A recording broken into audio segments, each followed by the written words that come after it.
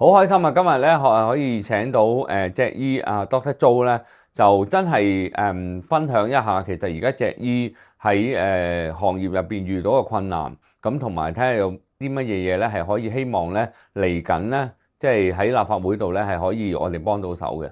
Dr. Joe 係啊，你好，梁醫生。咁其實我覺得咧，而家最大一個問題咧，就係嗰個痛症中心啊，即係越開越多。佢哋成日都話自己咧，就係可以同人醫痛症，又話自己有啲人話自己係脊醫添咁，所以其實都會影響到其實係市民啦，嗰啲嘅即係佢以為佢哋係脊醫，其實佢就冇註冊。但係咧，如果受咗傷，又會影響到我哋嘅聲譽。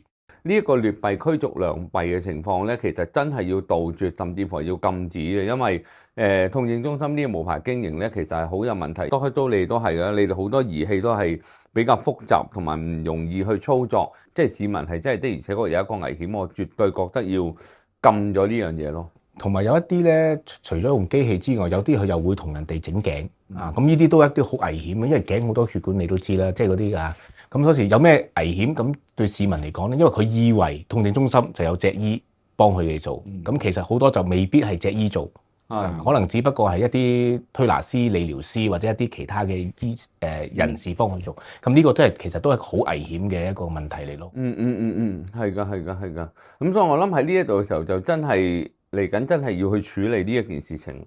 呢個第一，第二有冇其他想同我哋分享嘅多租？第二樣嘢咧就係講緊話咧，頭先我講過啦，就係大部分咧嘅脊醫，我哋註冊脊醫都係私營執業嘅。咁梗係我哋希望咧就可以咧就私營同公營喺可以市民咧多啲可以咧去到一啲嘅公營嘅機構啊，例如嘅政府嘅診所啊，或者政府醫院咧都可以有我哋脊醫嘅服務咯。